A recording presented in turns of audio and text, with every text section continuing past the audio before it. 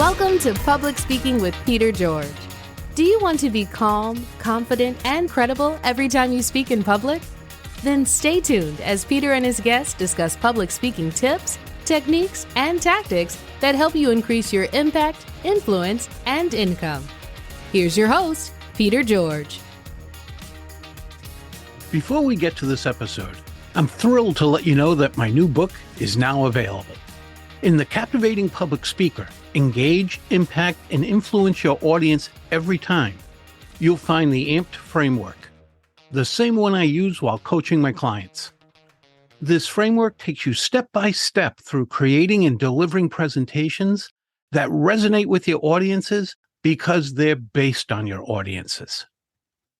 And I got to tell you, I'm truly honored by the enthusiastic reviews the book's received from speakers and authors, including one from Emmy Award-winning keynote speaker Clint Pulver that begins, "The Captivating Public Speaker is a love letter to creating significant impact and authentic influence." I'd be just as honored if you'd check it out at petergeorgepublicspeaking.com/book. petergeorgepublicspeaking.com/book. Now, on to this week's episode. Standing up and speaking in front of others may or may not make you nervous, but what about appearing on video? And I don't mean just on Zoom. What about appearing in a studio or making a TV commercial? If any of these scenarios make your heart race and your mind go blank, then my guest, Amy Scruggs, has a few simple ideas that you can implement that just might make a world of difference.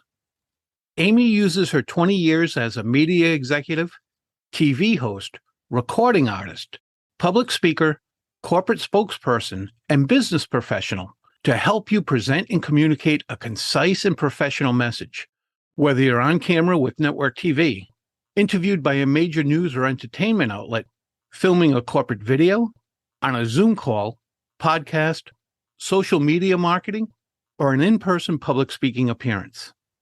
Oh yeah, she's also a best-selling author. Here's my conversation with Amy Scruggs. Hi, Amy. Welcome to the show. Thank you so much for having me. I've been really looking forward to this because this topic is very near and dear to my heart of really helping individuals of all walks of life to have that confidence back in when they're presenting themselves.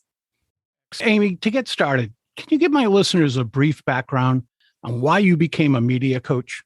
I will do the really short cliff note, I promise, because it is a journey of continual shifting.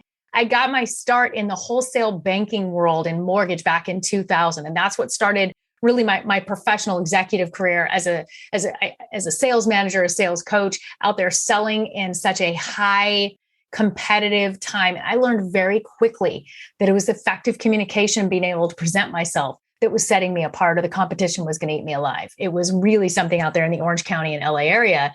And I had to learn very quickly to outsell my competitors through communication. So it was an incredible time and learning curve for me. And then the industry took, as we know, a huge recession and a huge shift back in 2007, 8. And the wholesale mortgage industry was the first thing to disappear. Literally, I mean, gone. My job did not exist anymore. So I took those same skills and those same tools and put it back into my music career that I had always been performing and always out there on stages and concerts in the park and cover bands, and had gone back and forth to Nashville. And I said, well, I'm going to use the same business skills and I'm going to go make that happen. And I went out and toured for years by asking for the business, knowing how to interview, be on radio, be on TV, kind of set myself apart as an independent artist. And I had incredible experiences. And it also opened up doors that I became the spokesperson for the American veterans for the state of California. So now I was out there representing and honoring our heroes. And it was fantastic experience and memories that were made. And again, really honing in how to represent everything from my body language to my speech and to my communication, because it was such a reverent thing that I was doing with our military and veteran community. It wasn't just Amy the artist, it was really Amy the professional coming together at that time. And then fast forwarding over to 2011, took those skills and stepped back into the real estate and mortgage world that was just starting to open up again. And I had some great shows behind me on some of the biggest stages in country music with Charlie Daniels, Clint Black, Trace Adkins, Oh gosh, Toby Keith. I mean, there was just so many incredible experiences alongside the work that I did with the military and veteran community.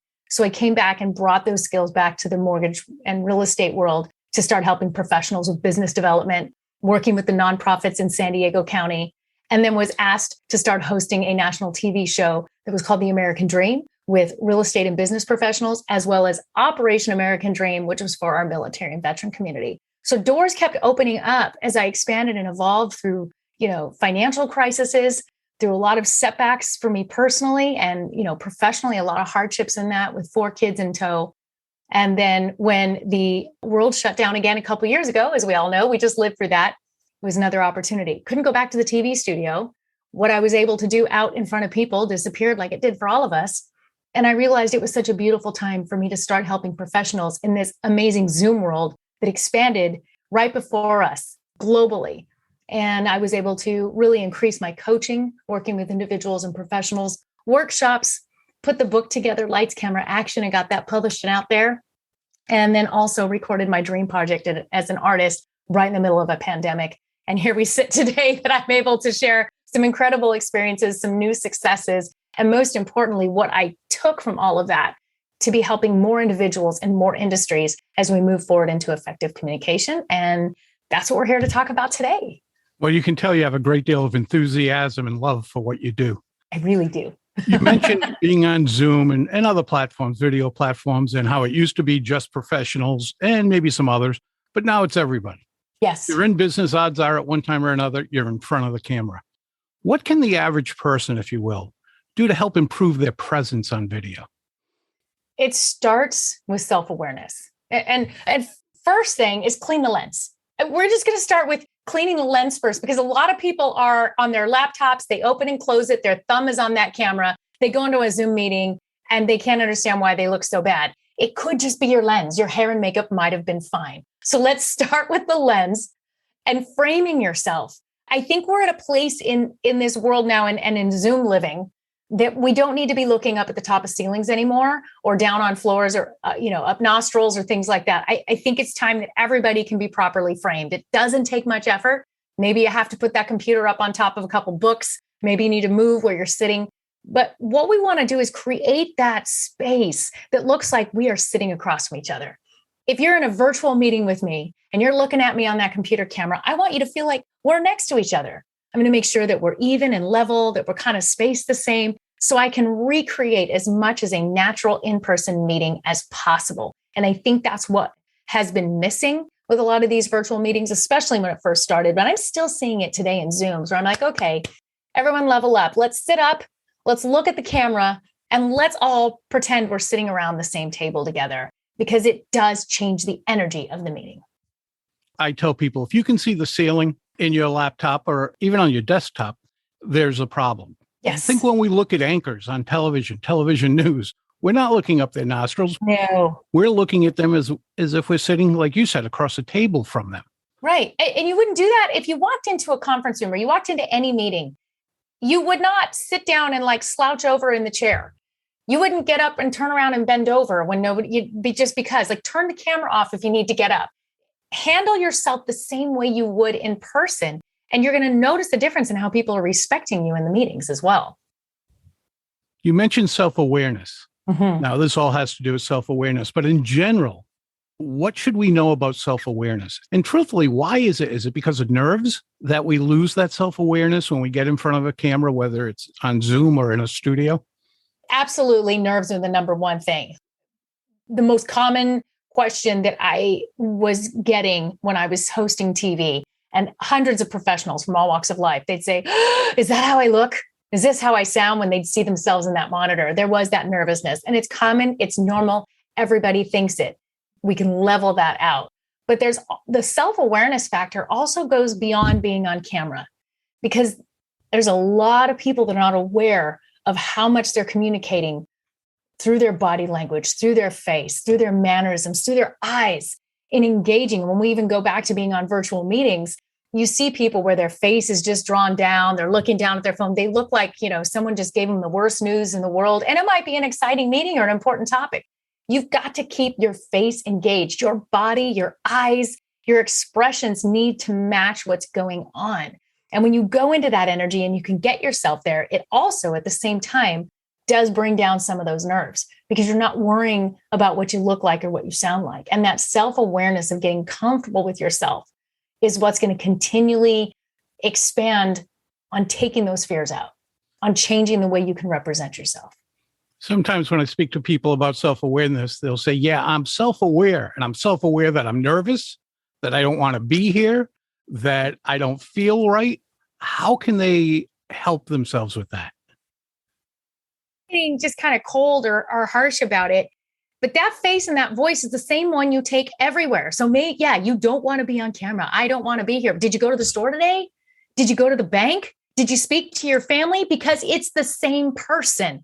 It's the same face. So unless you're willing to go into a room, put a bag over your head and never speak to anybody again, it's the same thing as being in a virtual meeting or being on camera. You're showcasing the same thing. We spend so much time, especially us women, in front of the mirror. We do our hair. We make sure everything's perfect. We all have that pose that we do when we look in the mirror and we think that that's how we're still standing the whole time we're out. It's not. When we realize, wait a minute, what am I projecting in that mirror? I'm taking that out. Well, when the camera's on, it's no different. We see outside our eyes, and so we just don't realize that everybody is looking at us the same way we're looking at individuals. And everybody's feeling the same insecurity. Are they looking at me? Am I having a bad hair day? Do I sound foolish? Am I slouching? All of those things. And if you're not happy with what you're seeing come back, then fix it. If you think you're slouching, start sitting up straighter. Start working on the posture. If you think you look grumpy all the time, start smiling more. Fix the face. And it's going to allow you to feel differently about how you present yourself. I've seen professionals tragically miss so many opportunities because they say, no, I don't want to be on camera. And recently, I even offered an opportunity for a business that was going to be on one of the TV shows that I helped produce. I said, we want to feature your business. Free advertising for you to be featured in this great TV show. They said, no, we understand that this could be a great opportunity for our business, but I just can't be on camera, so I have to pass. Wow, how unfortunate. So I'm so sad. No, don't give up this opportunity because you still got in your car and drove around today and the car next to you looked at you. We're still looking at you.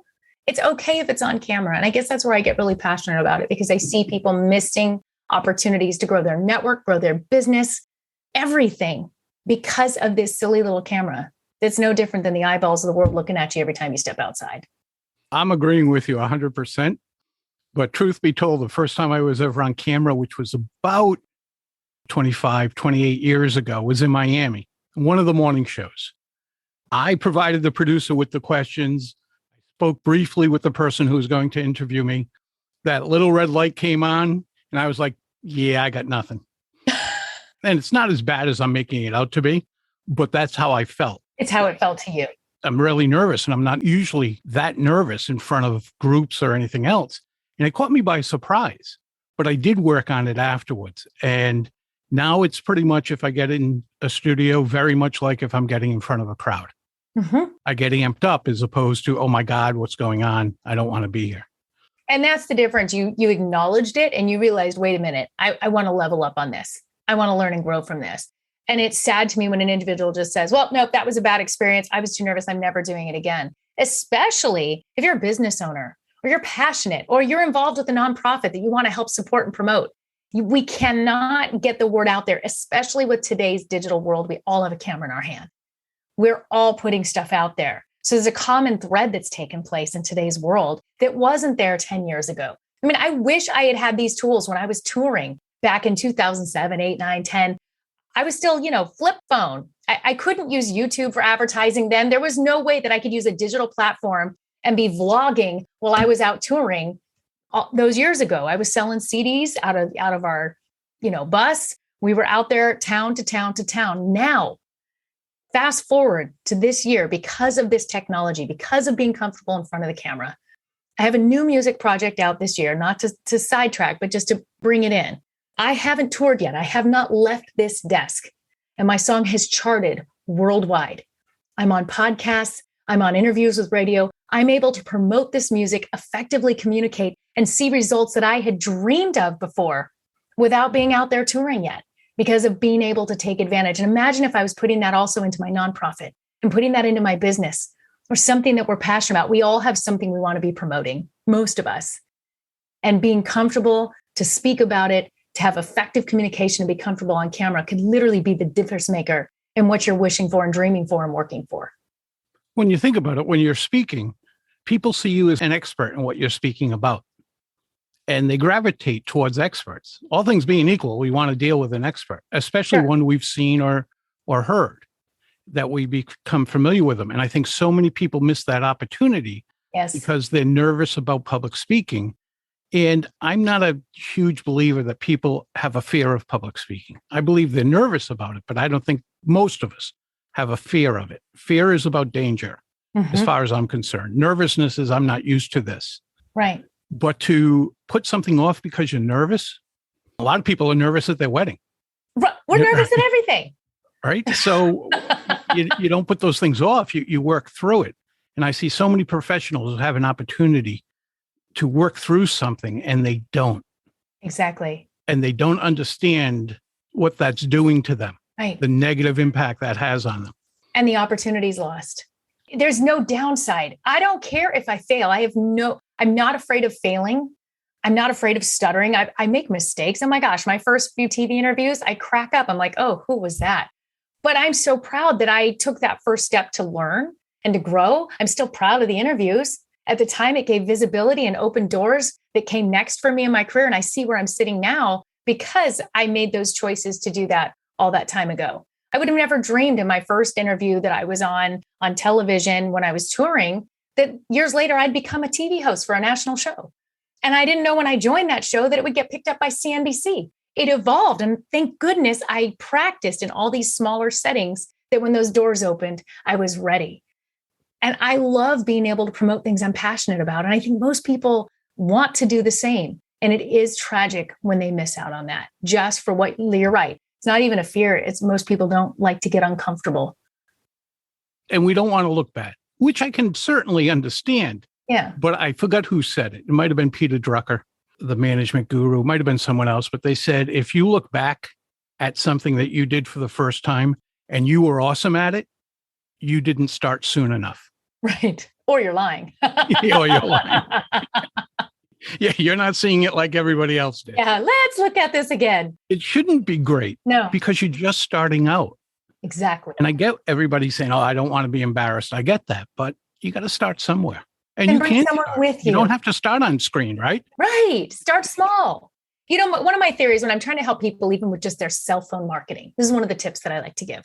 If you're just starting where you're just trying to put more videos out on your social media and just capture more of your business or what you're involved with, or maybe even just your family. I know a lot of individuals have a problem with 20 takes in and it's getting worse and worse. And now they don't know which one they want and they hate them all. Don't do 20 takes. My advice is always take 2, turn the camera on, clean the lens, turn the camera on, think about what you're going to say first, make it brief, and take 2. And now you have to choose between one of the 2. You have to choose. Delete the other, post the one you like. And the more you start doing this, the easier it's going to become. And you start liking what you're choosing. And when you know you only get 2 takes because it's natural. If we were to do this interview 3 times in a row, I guarantee that third time, I'm probably not going to sound so great. I'll be like, what? That again? Huh? What? What are we talking about? Did I say that? Didn't I say that? Did I say that? Wait, because exactly. That first take sometimes is our best take. So give yourself that chance. Take the second one in case you want to correct something. Choose it, take 2, toss 1. It's a really good trick that can work to help train you how to be more comfortable. That's a great idea. What other quick tips do you have for our listeners? Well, we've got clean the lens, Yep. Take 2, toss 1, and also watch the tape. And this is the most critical thing is watching the tape creates champions. And I'm going to share a brief story with that. When I was putting the book together, I was able to connect with some of my heroes, people that I really value and respect in all industries. And one of the gentlemen that contributed to the book is Coach John Robinson. And he's the championship coach for USC, for the LA Rams, and also just led Louisiana to their nationwide championship back in 2019 before the pandemic. He's still there at LSU. Amazing, amazing gentleman. And I asked him, I said, Coach, can you explain to me what the importance is of watching the tape when you're working with your teams in football? He said, Amy, they learn the game through the tapes. They're not even allowed on the field until they watch the tape. because watching the tape creates champions. And it's no different than what we're doing when we stop to listen back to what we're putting out there. If you're on a podcast, listen to it, every bit of it. Critique yourself. If you've recorded something, watch it. If you don't like how your face looks, let's work on it. Let's lift the cheeks, lift the eyes. Let's not scowl the brow. Find where your best self is. Are you slouching? You're going to catch it. Let's sit up. If you really watch the tape, you can become a champion in what you're doing. That's great advice. I appreciate that. Amy, how can our listeners connect with you? AmyScruggsMedia.com, AmyScruggs.com. Just Google Amy Scruggs. I think I'm the only one. I'm thankful to have a very unique name. You'll find Amy Scruggs Music, Amy Scruggs Media, and you can reach out on any of the social media platforms. You're going to find Amy Scruggs. It's going to be me. And I respond. I answer my messages. You can send out that email right through the website. If you have any questions, want to know about group coaching or workshops, or just, you want a couple quick tips or advice, want me to look at something, reach out. I'd be happy to do so. And I look forward to helping more individuals and especially professionals to just level up and go that next step and find it. You really can do it. And it's going to be fun if you just start with some of these techniques. And they can find your book on Amazon? Yes. And Barnes & Noble, wherever books are sold. Amy, thanks so much for joining us today. Really appreciate what you had to tell and suggest to my listeners. It's been fun. It was a pleasure to be with you, an honor to be with you. Thank you for what you do to encourage people to level up in their speaking and their communications as well. That's a wrap of another episode of Public Speaking with Peter George. Be sure to rate, review, and subscribe wherever you listen to your favorite podcast. Tune in Monday when you'll hear another episode of Public Speaking with Peter George, and again Thursday for your next episode of Quick Bites, public speaking tips and techniques you can digest in 5 minutes or less. Until next time, remember, when it comes to speaking in public, you've got this.